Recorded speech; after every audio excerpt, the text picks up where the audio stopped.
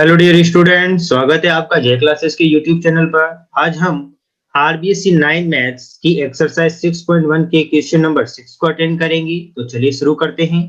हमारी एक्सरसाइज 6.1 है जिसका कि क्वेश्चन नंबर 6 हमें गिवन है।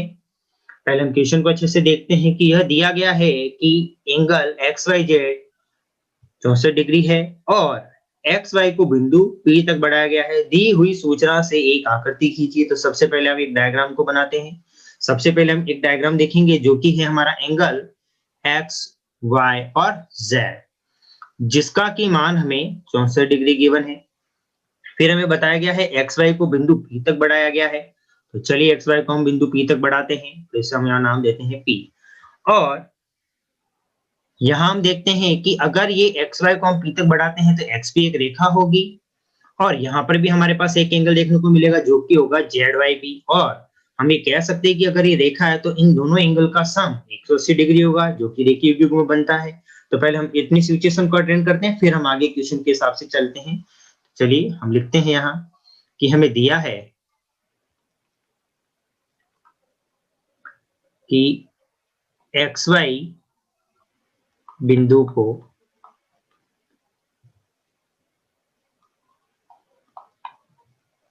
P तक बढ़ाया गया है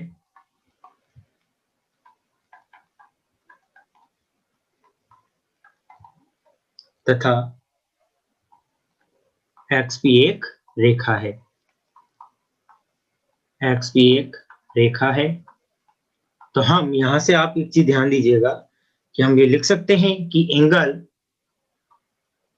x Y Z plus angle Z Y P, इन दोनों का सम 180 डिग्री होगा। और हम इसका कारण बताते हैं, रेखीय युग्म।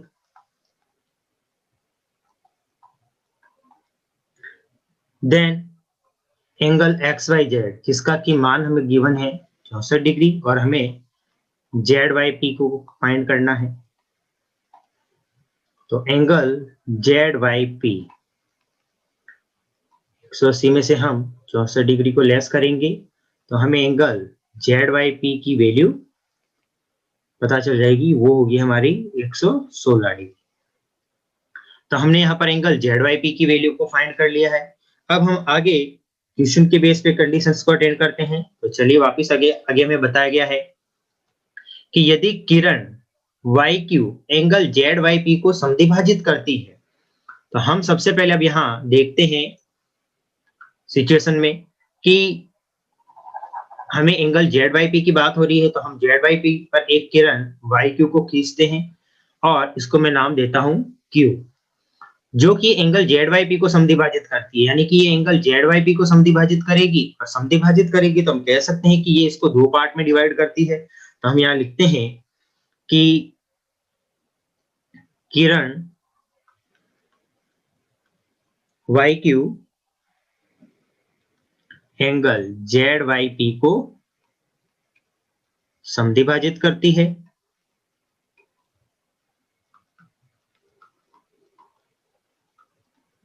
और अगर ये इसे समद्विभाजित करती है तो हम कह सकते हैं कि angle Z Y Q equal होगा हमारे एंगल क्यू वाई पी के।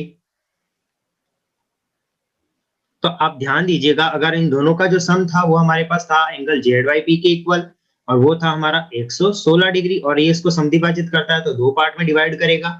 तो हमें इन दोनों का मान 58 डिग्री यानी एंगल जेड वाई क्यू वो भी हमारा 58 डिग्री होगा और क्यू आई पी इसका मान भी हमारा 58 डिग्री होगा। तो अब आप ध्यान दीजिएगा, हमें सिचुएशन कह रहा है तो एक्स वाई क्यू ज्ञात कीजिए, यानी कि हमें सबसे पहले एंगल एक्स वाई क्यू इतने एंगल को फाइंड करना है। तो आप देखिए कि एंगल एक्स वाई जेड जो था वो 64 डिग्री था और जेड वाई क्यू जो कि हमारा 58 डिग्री है। तो चलिए अब हम इसको आगे अटेंड करते हैं। हम लिखेंगे यहाँ प्रश्न से कि एंगल हमें एक्स वाई क्यू फाइंड करना है और एक्स वाई क्यू जो है वो angle X Y Z plus angle Z Y Q के इक्वल है। तो angle X Y Q X Y Z की वैल्यू थी 64 डिग्री और जेड वाई क्यू की वैल्यू हमारे पास आई है 58 डिग्री। तो एंगल एक्स वाई क्यू हमारा हो जाएगा 122 डिग्री का। तो यहाँ पर हमने हमारी फर्स्ट सिचुएशन को कंप्लीटली अटेंड किया है। और देन इसके बाद हमसे पूछा गया है प्रतिवर्ती QYP, यानी कि अब हमसे इस एंगल की बात हो रही है, एंगल QYP, इस एंगल की। तो हमें क्या करना होता है, हमने इसके ऊपर पहले भी डिस्कस किया है कि अगर हमें प्रतिवर्ती